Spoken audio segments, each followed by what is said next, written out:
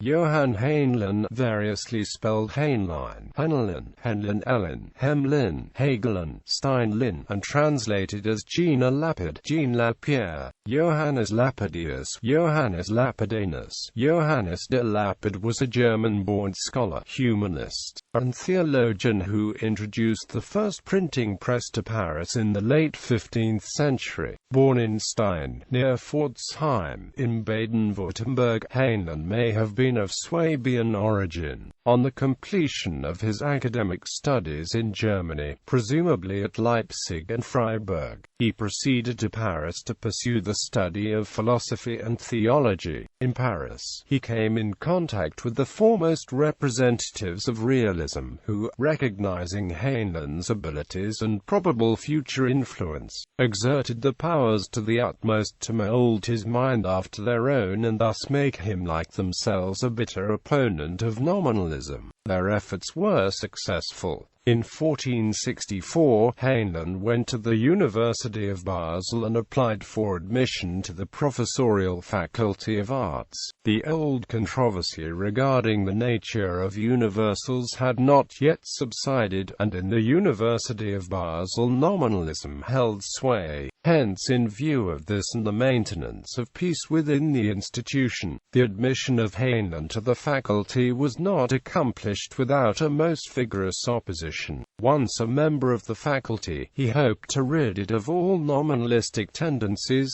nor was he disappointed in his expectation. In 1465, he became Dean of the Faculty of Arts, and in this capacity he revised the university statutes and thus brought about a firmly established curriculum of studies. In 1466, he returned to Paris, obtained the doctorate in theology, was in 1469 elected rector of the university and became professor of theology at the Sorbonne.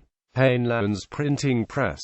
Heynlin's most noteworthy achievement was the establishment of the first printing press in Paris. Hélin worked closely with Guillaume Fichet, another professor at the Sorbonne, who had also come from abroad, from Le Petit-Bourg on Les Glières in Savoy. Heynlin brought Swiss workmen to install this press in the buildings of the Sorbonne at the end of 1469. At the beginning of 1470, Ulrich Gering, Michael Friberger, and Martin Kranz. Ulrich Gering may have come from Munster, Friberger from Colmar, and Kranz may have also come from Munster or Strasbourg. Heynlin gave valuable pecuniary aid to their undertakings, especially for the printing of the works of the Church Fathers. King Louis XI granted letters of naturalization to all three workmen in 1475. The first publication with this press, and the first book printed in France, was a collection of letters by the 15th century grammarian Gasparinus de Bergamo. The Epistolae Gasparini were intended to provide an exemplar for students for the writing of artful and elegant Latin. The second work was a translation of Sallust III, the orations of Bessarion, and the fourth was Fichet's own Rhetorica in 1471.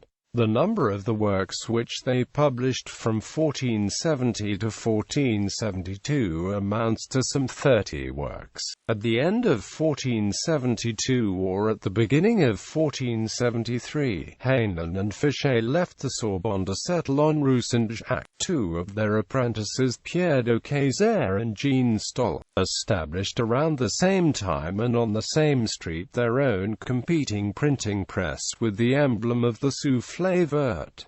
Other activities. The German humanist Johann Heynlin attached himself to Heynlin, whom he followed to the young University of Basel in 1474. In 1478, he was called to teach theology in the newly founded University of Tübingen, where his learning, eloquence and reputation secured for him the same year the rectorship. The opposition, however, he met from the nominalists Gabriel Biel, Paul Scriptoris, and others, rendered his service here of short duration. He severed his connection with the university, proceeded to Baden-Baden and thence to Bern, where he engaged in preaching. Dissatisfied with Bern, he returned to Basel, and tired of wandering, he entered in 1487 the Carthusian monastery of St. Margrethenthal to spend his declining years in prayer and literary work. Works Compendiosus de art punctadi dialogus, found in Orthographia Clarissimae Oratoris Gasparini Bergomensis, 1470. Premonitio circa Sermones de Conceptione Glorios Virginis Mariae, found in Mefrit, Sermones de Tempore de Sanctis, 1488. Resolutorium Jubiorum circa Celebrationem Missarum Occurrentium, 1492.